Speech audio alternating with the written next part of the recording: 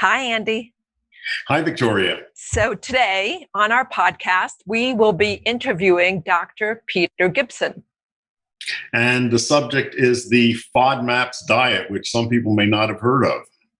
Yes, it's a really unusual and I'd say strict elimination diet, but it can be very useful for people who have irritable bowel syndrome especially, but also some people with inflammatory bowel and celiac. Good. Well, let's hear what he has to say. Fantastic.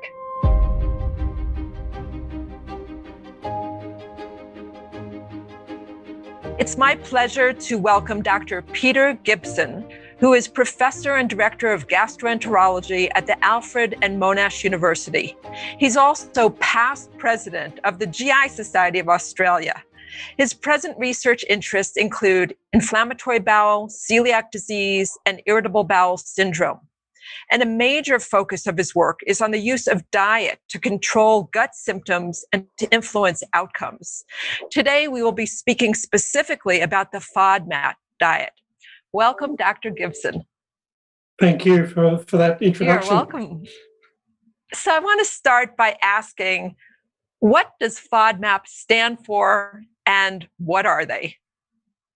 Well, the story behind the origin of that term is quite interesting because they are a group of short-chain carbohydrates, so in other words, sugars and little chains of sugars that are in our diet. And FODMAPs stands for fermentable oligosaccharides, disaccharides, monosaccharides, and polyols that are either not digested or very poorly or slowly absorbed into the circulation from the gut, from the small bowel.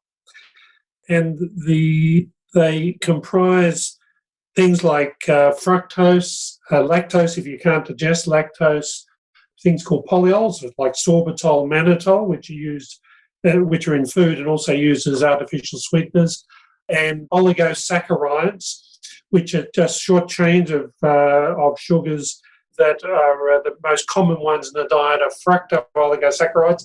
But the key thing about it was that no one had put these together before.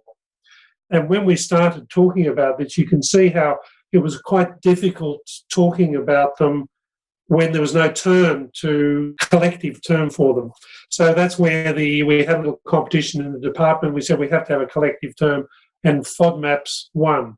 And FODMAPs stands for fermentable oligosaccharides, disaccharides, monosaccharides, and polyols. So by using this term, we were able to focus people's attention on the group rather than the individual. Because prior to that, everyone was focused on either lactose or fructose, and putting them together was very important. And how did you come up with the idea that these compounds as a group are implicated in various disorders of the bowel? We knew in the past that there have been lots of information to say that if you have lots of lactose and you can't digest the lactose, that you get symptoms like IBS symptoms afterwards. You'll get bloating, you get a change in your bowel habits, you might get pain. The same had been documented for fructose. If you have a lot of fructose in excess of glucose, then that's slowly absorbed, and so that used to cause the same problem. And there was plenty of information about galacto-oligosaccharides, which are very rich in things like baked beans. So people knew they got wind, they got disturbed, they got pain, and wind meaning gas, and that's a cute Australian term for it. It's actually British, so I blame the English rather than us for that term. And that all of these things did the same thing. They all upset the bowels. Now, one of the problems we had was that there were then a lot of diets which have been put out there where you just don't have the legumes which have got the galacto-oligosaccharides in them. You don't have you go low lactose, you go low fructose. But unfortunately, those diets didn't really have much of an impact in people who had, say, irritable bowel syndrome, because they only work when you had lots of them. So it would only work if you had a big glass of milk for the lactose, for instance. Whereas if you have little bits of lactose, it really didn't have any difference. And so the idea was that since they all do the same things, and we knew they all produced more water in the bowel, we knew that they produced more gas in the bowel, that because they were all doing similar things, we assumed that they would have additive effects, so that you don't have to have a lot of one of them to cause symptoms. A little bit of one, if it's with a bit of another one and another one and another one, which is what happens when we eat our diet, would have an additive effect. And so the idea is that you'll get more bang for your buck, if you like, if you then restrict all of these rather than just one of them. And in fact, that's the way it occurred. So that's how the ideas all came forward. And they also came forward through just dietitians experimenting in their, using this in their patients, saying, we'll reduce this, reduce that, and let's see what happens. And they happened to notice that they were doing better with this, and it all fitted in with these hypothetical considerations. So that's how it all started, and then we went from there. Can you help our audience understand by giving some examples of high and also low FODMAP foods?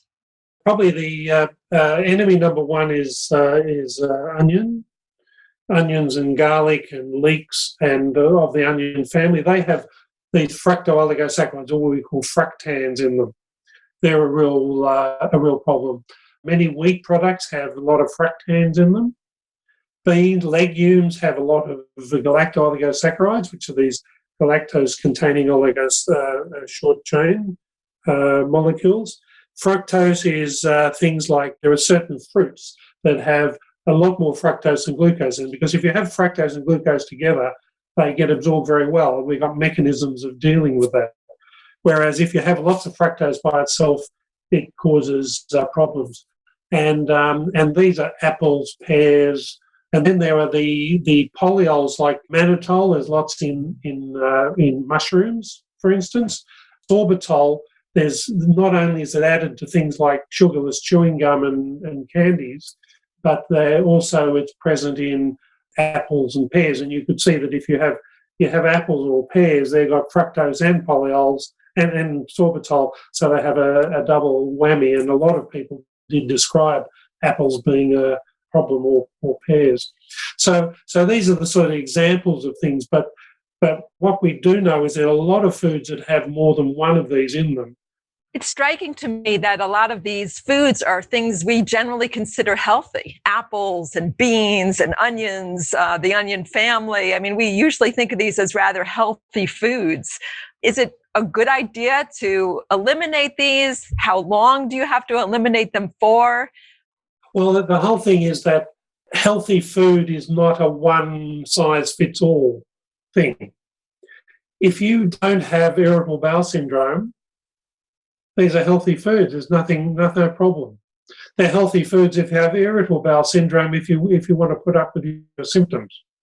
So the idea is that if you reduce them, you don't have to eliminate them, but to reduce them. For instance, if you want to have a schnitzel, you can have that with a bit of breadcrumbs on it. That's a very small dose. Whereas you don't have a big bowl of pasta, which would be a big dose of the fructans. So the whole idea is that if you restrict all of these things, not eliminate, but just restrict them, that people seem to improve, at least if we feed people diets where we've restricted them, so we know what they're actually getting, they improve within a few days. Do you find that if people restrict these and there is significant improvement, is it possible at a later date to reintroduce them at a low level and find some level at which people are tolerant to them? Absolutely. The first phase of this, the diet that we designed to try to address this, was where we restricted everything, and it was really a method, a way of telling whether people are sensitive to these things. So that was the first thing. But of course, that is not what we consider as a good diet. We'd like people to have some of these things, and also we don't like restricting people's diets any more than is needed. So the second phase of the diet, which has developed after we initially showed that the first phase, this very almost draconian restriction phase, worked was then to reintroduce things, because what we also observed was that some people were very sensitive to fructose, but not so sensitive to fructans, or they were very sensitive to fructans and oligosaccharides, but not to fructose. So the idea was that some people could tolerate apples quite well, but couldn't go near an onion or a bit of bread. What has developed is the diet in the second phase of it is then to reintroduce small amounts of each thing. For instance, you would go through a phase where if you were really good on the big restriction over the first few weeks, you would then say, let's try fructans. We'll go for one of these components, and you'd try an onion ring. And then the second day you'd have 2 onion rings. And if you get a lot of symptoms on that, well, then fructans are really one of the major things for you. And what we've found is that as about 75% of people can actually markedly de-restrict their diet, because they don't need, what they have to do is find the threshold at which they can tolerate the various FODMAP groups. Now, the other origin of all this was that when we put people on this diet in the early days, then we'd see them 6 months, 12 months later say, how are you going with that diet? And they said, oh no, doctor, I don't use that diet anymore. I'm not on that diet anymore. I said, but how are you? I'm really good. And I'd say, well, that's good that you're not on the diet. So you have onions now. And they said, oh no, I don't touch onions. And then you say, well, you can have a nice fruit salad with apples and pears. Oh no, I wouldn't have apples and pears. And so what was happening was that people were actually doing this themselves, and that what the diet had done was to taught them what the major issues were with them, and they would just avoid those things. And they weren't then on a diet where they were counting what they were eating and they were looking up everything that was on the food app and things like this. So basically they were on this sort of personalised, modified diet, but they didn't consider being on the diet. And in fact, that is what happens. And then there was a recent study that I heard of where they were looking at people who'd been on the diet or were taught the diet and what happened in the future. And we've also done this sort of work. And what we find is that there are, a whole group of people who say, no, not on the diet, and others who are on the the personalised thing where they went through all the phases and still believed they were on the diet.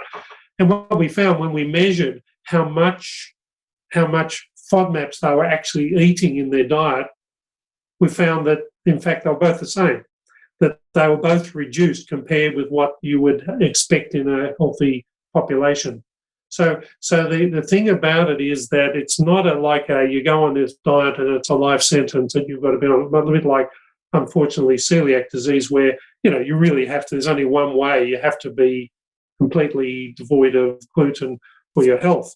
Whereas here, what people are, they're going on a diet which is actually teaching them how to choose foods more wisely, and then they can live quite happily in the longer term. There are some people, though, who really find their symptoms do require fairly strict restriction all the time, and we don't like that situation, and that's where we would certainly be utilising other ways of helping them in their sensitivity in their bowel. Psychological therapies and this sort of thing would be really good, because we don't like people being strictly restricting these things in the long term. So it's a different concept of a diet, but in fact, it's been a very interesting revelation of how people respond to it and their concepts of whether they're on a diet or not. In integrative medicine, we also use elimination diets as a tool, and it's similar. They may be rather restrictive at the beginning, and then you test to see what foods are tolerable and what are not. Not necessarily FODMAP foods, but a wider, perhaps, variety of things that aren't true allergies, but may irritate the gut. Absolutely. And there are people who have been doing that a lot. I know from colleagues who do it a lot, find that it's challenging because there's less form to it. Yeah. And it's very hard for poor old gastroenterologists who have got very poor training in dietary things, and you know all about that we find the exclusion diet part quite challenging to us, whereas this is a way in which it's got a lot more form. And we know why things are doing certain things. Body of Wonder is produced by the Andrew Weil Center for Integrative Medicine at the University of Arizona, internationally recognized for innovative health and wellness programs, evidence-based research, and clinical standards. During this unprecedented time managing the physical and emotional challenges of the coronavirus, the Andrew Weil Center is here to support you. The center offers listeners a wide range of free resources to live and maintain a healthy lifestyle, including online learning, meditations, and short videos. To find out more, go to azcim.org/podcast. That's azcim.org/podcast. Do you note any interactions between the gut microbiome and these kinds of sensitivities? And do you think that by adjusting the gut microbiome, you can change some of this situation? Well, we'd love to say yes. There are some studies that have looked at the microbiome and the structure of it and whether you can pick someone who is going to be more sensitive to FODMAPs by what bugs they have in their bowel. And there is some overlap. There are people who respond to the diet. You might see 80% who have got this pattern respond, whereas only 50% with this pattern would respond. But unfortunately, it's not a way of predicting who should be on the diet or not, unfortunately. However, it was then you would say, well, if we can adjust the microbiome by throwing in probiotics or doing something else, even using antibiotics, which are, like rifaximin, which has become all the rage in gastroenterology, that you might be able to change the microbiome to tolerate these things better. Unfortunately, I don't think we have any information that actually is the way to do it. What we would like would be the microbiome, of course, induces many of the symptoms by producing the gas. Theoretically, if we can change the microbiome to not produce this gas or to not like these things, then that would be better, reduce the symptoms. The trouble with that approach is that then when you do that, then you throw in the FODMAPs, and what happens is you feed the bacteria that like to make the gas, they grow, and you're back to square one. So I'm a little skeptical about the fact that we can change the microbiome and change the ability to tolerate FODMAPs. I think the way to do it is just to not throw too much FODMAP at the microbiome, and then it all settles down and you live in harmony. Your bowel lives in harmony with the microbiome. We do like harmony. Like an integrated approach. Yeah. I think then when you've been speaking most recently, you've probably been referring to SIBO, small intestinal bowel overgrowth. Yes. Yeah. And that's an incredibly challenging problem to manage in my experience of it, because people do get better with the antibiotics and then they get worse and then they get better. And so it sounds like you feel that modifying the amount of FODMAP is a useful piece of the overall strategy, but not necessarily the answer. Well, SIBO is a very perplexing thing. Everyone wants it to be a real thing, and we think it is real. The trouble is our tests for defining it are really very poor. The breath tests and things have got very poor performance, and even though there are a lot of people pushing them as being very useful, we've stopped doing them because we find them they're cheaper to toss a coin than to do tests which are fairly inaccurate. However, if you then look at the theory, there are methods being developed to actually diagnose it with more certainty, and then we'll understand a lot more. But the theory is that bacteria in the small bowel, their major food that helps them grow are FODMAPs, fructans, particularly these oligosaccharides.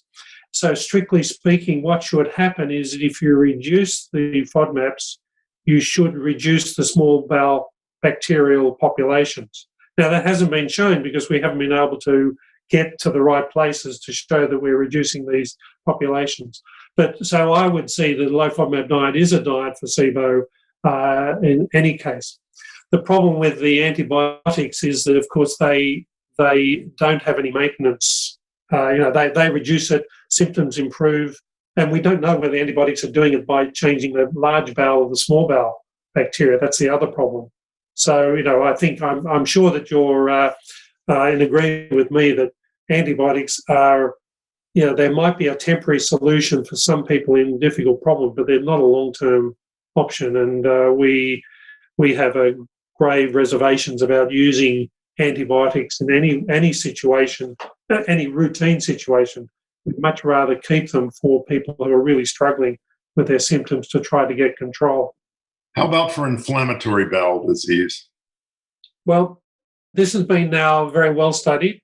There are now, I think, 3 randomized controlled trials showing that it can improve symptoms in people who don't have marked inflammation.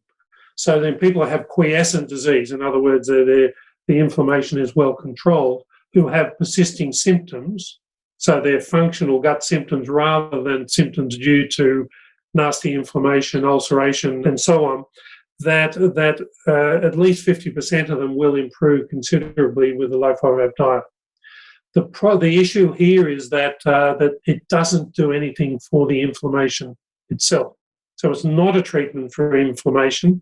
It's a treatment for the symptoms that might be an aftermath of the inflammation.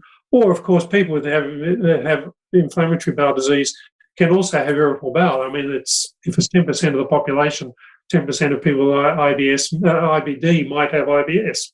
This is the whole concept. So we utilise it in many of our patients who have ongoing symptoms after we've got the inflammation better. Now, the problem we have, and the thing that we really worry about, is the people with inflammatory bowel disease already have their diet and their nutrition a bit compromised. And we really don't like overly restricting people's diets in that situation. So we would never be suggesting people go low FODMAP without professional dietitian advice regarding this, because restricting the diet, no matter which way you do it, whether it's gluten-free, low FODMAP or whatever, if you're going to restrict the diet in someone who is already, their nutrition is impaired, you've got an increased risk situation. And so that's always the sort of the caveat of using it in people with inflammatory bowel disease.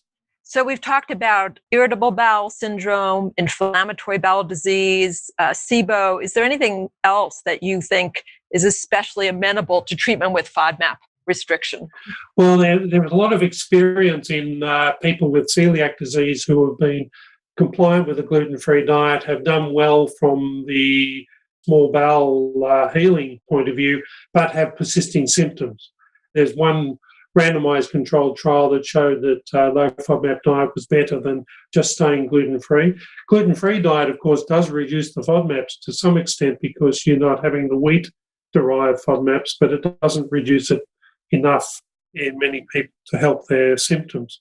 Another really fascinating area, which was something which we didn't believe at first, but a lot of people, a lot of mothers with children who had colic, babies with colic, said that when they went on the low FODMAP diet, that their babies were better. And we thought, now this is a little stretch, this is just a step too far.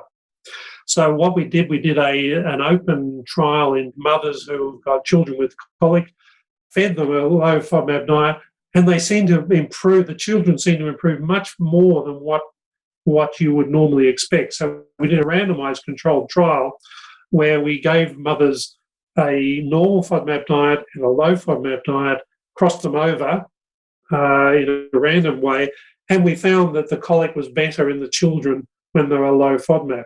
Now this, we still don't know the mechanism, and we haven't worked out the mechanism, and it's something which only a randomized controlled trial would make us even believe this. The thing is that the low FODMAP diet in this situation is a very temporary thing because colic gets better, as you know.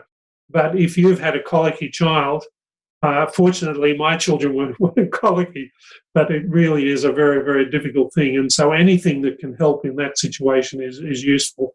What we, of course, don't want people to do is to go low FODMAP, the mothers, and then stay that way forevermore when, it was really just trying to resolve a problem in the child. I just want to connect the dots. These were breastfeeding mothers, yes? Okay. Breastfeeding.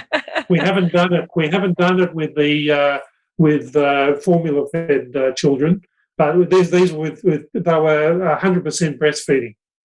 We've looked at different mechanisms and at how what the mother eats affecting what the child has, and the breast milk doesn't seem to be different, although we haven't measured all the HMOs, the human milk oligosaccharides, and there may be changes in that. It was a very big diversion for us from what we usually do. The other area which is of great interest, which we're just embarking upon big studies in, are women with endometriosis.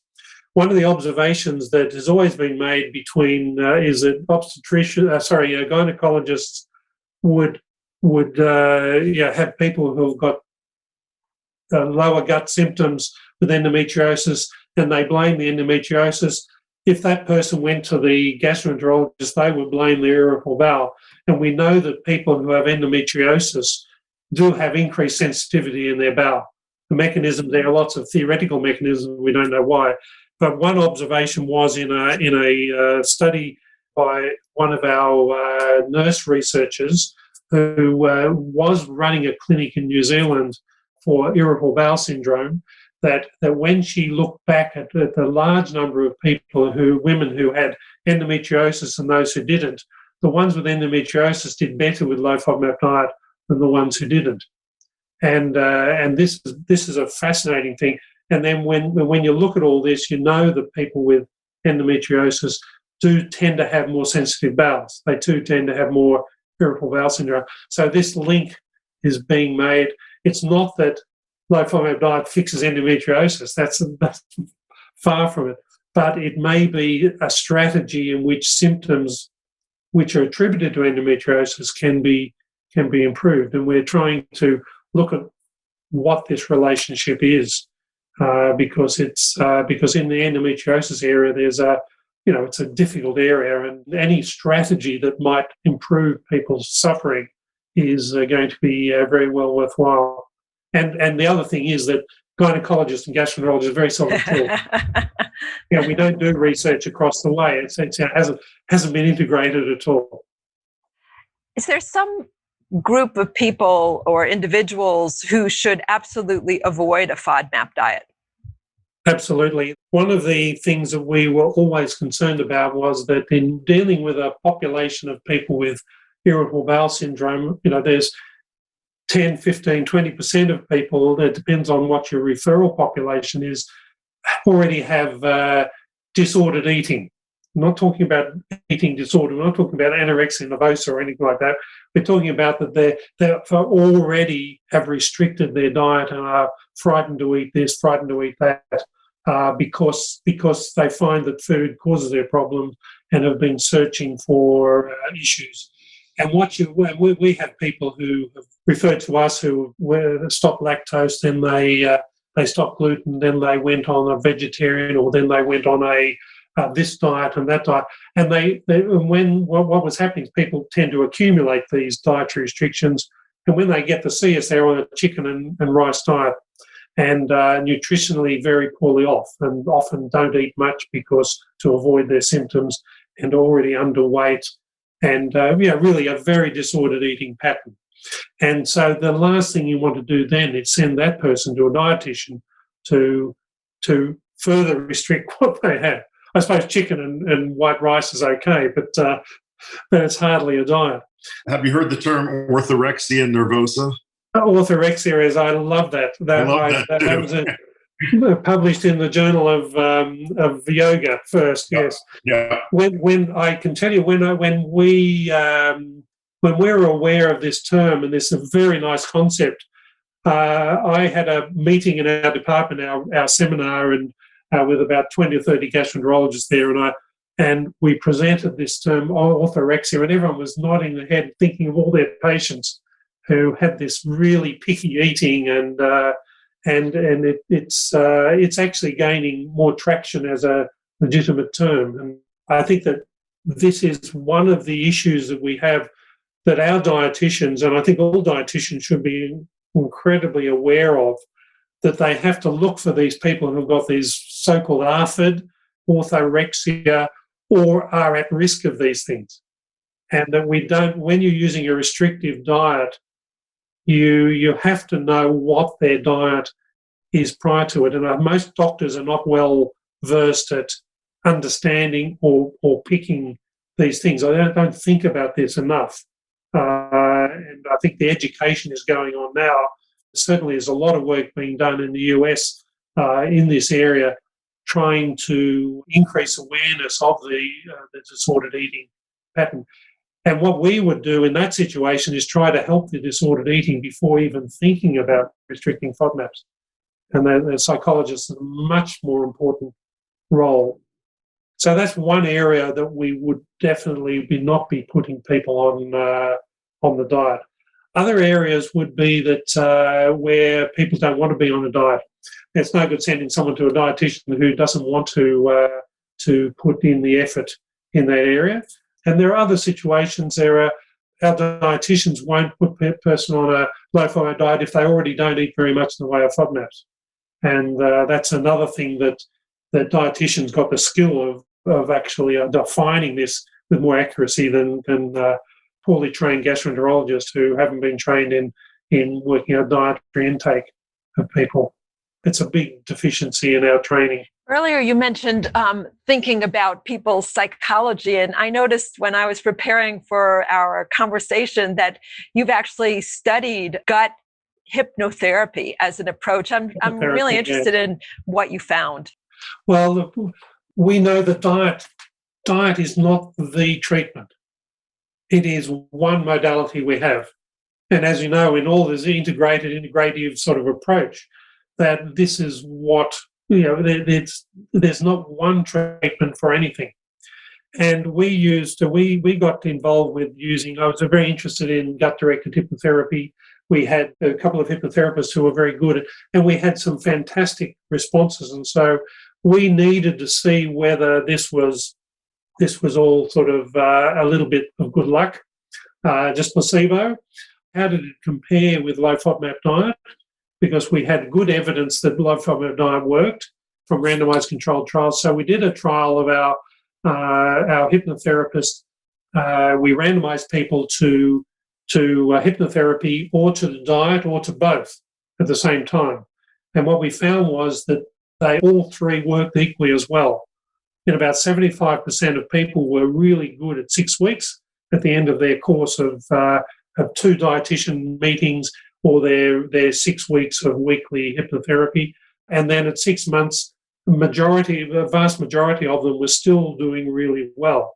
But what we found was that if you did them both through both of them at people at the same time, they didn't do any better, which was a really interesting thing, because you wonder why, whether it's they only half do the diet or half do the hypnotherapy, or whether they're both attacking the same sort of physiology, and that you can't do better. So what this study did tell us was that gut-directed hypnotherapy was not something for rescuing people who have failed everything else, that these were people who hadn't had much in the way of therapy in the past. And so gut-directed hypnotherapy is a very good first-line therapy, just like diet is, and just like cognitive behaviour therapy and many other psychological approaches. So we're very, very enthusiastic about this integrating psychological, physiotherapy, dietary, and drugs are there useful to help a few symptoms if necessary.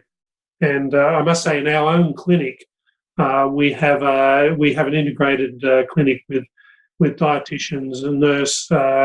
We did have a physiotherapist and psychologist when we could afford them. Very hard to fund them in Australia, I think everywhere, in a public hospital sort of setting in Australia. But we have our hypnotherapist. We're gradually, by clinical experience, working out what is the best approach for the individual. And many people, it's multi-pronged, and it's a matter of the timing of when you do one versus the other. And it's been a bit of a revolution, really, in how we manage IBS. And there have been a recent study done in Melbourne at another hospital where they looked at standard gastroenterologist one-to-one care versus an not integrated care in that they had they saw, not necessarily in the clinic, but they saw a psychologist, dietitian, psychiatrist, whatever was beneficial for them. And the results was like chalk and cheese. The people who saw the gastroenterologist with a one-to-one, fantastic, didn't do any better than doing nothing. Really didn't improve their quality of life. The people who got the integrated care improved the quality of life very, very much. And it was quite, this wasn't randomized, but it was a pragmatic sort of study which just highlights exactly what we feel that this integrated, and I'm sure I'm talking to the converted here, that this integrated care for many chronic illnesses, inflammatory bowel disease, irritable bowel syndrome, chronic liver disease, all these things, that is really important because it helps people cope with their illness. It reduces unnecessary things. It improves their mental well-being and improves the symptoms. And as we know, placebo is one of the most powerful tools we have. And if we can enhance the placebo, someone in Boston initially coined this term that I love, is harnessing the placebo is really, really important. And it's not just that it's sort of fooling people, it's also gets to the mechanisms, inflammatory mechanism, all that. So, this is a really important part. Very hard to, if you're trained in using a drug for everything, it's really hard to change your whole way that you manage these things in that way. And so we're working on our young trainees in gastroenterology go through our multidisciplinary clinics and are seeing the different way of doing things. And it's starting to change the medical attitude to chronic illness. Okay, I'd say we're very philosophically aligned. You certainly have an integrative approach to chronic illness. And it's just wonderful to hear that this is happening. Yes, and the biggest problem we have, as you know, is getting the really solid evidence behind it. And it's much easier to study a drug than a diet. All the low-FODMAP diet studies have been criticised quite rightly on technical grounds that you just can't blind as well. It's really hard to get the precision in the scientific design. Psychological therapy is even harder. That's why we looked at low-FODMAP diet versus gut-directed hypnotherapy rather than having some sort of placebo hypnotherapy. This is the real problem in effecting change in conservative medicine, is that they all want the evidence. And the fact is the evidence is accumulating, both in trials as best we can do them, and then in the real world responses. So it's a hard slog, as you are quite aware of how to change people's views about these things, particularly the funders. Well, thank you, Dr. Gibson, for being one of the folks tackling this really challenging area of research. And as you said, researching dietary patterns, mind, body. It is not straightforward because it is hard to blind those therapies. So we really appreciate your work. And we also have to get away from this idea of it's all in your head type attitudes that were generated last century. And that's you often hear that in conservative medicine when we don't know what the cause of something is. It's either psychosomatic or it's autoimmune. So it's I've suggested using the term somatopsychic to avoid the connotation of all in the head. But of course, all illnesses have a physical, organic, and psychological component, and I'm sure we can do a lot better in inflammatory bowel disease by tackling a whole holistically. Well, thank you for your time. It's been a fascinating conversation. Thank you so much for joining us today. Really appreciate it. And thanks very much for the opportunity. As you can see, I'm quite enthusiastic about about all of this. Thank you. Bye-bye. Okay, thanks. Bye.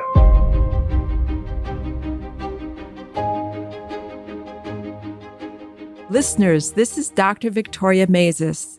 We would love for you to send us your questions for Andy, myself, or for our guests. You can call us and leave a voicemail by dialing 520-621-3950. Again, 520-621-3950. Or you can submit a question by going to our website, azcim.org/podcast.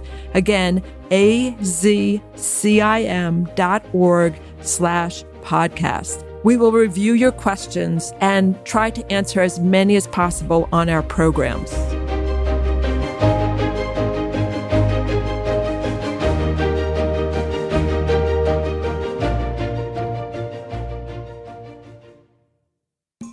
Learn more about topics featured on the Body of Wonder podcast and how to apply them to your everyday health with My Wellness Coach, a free mobile app from the Andrew Weil Center for Integrative Medicine.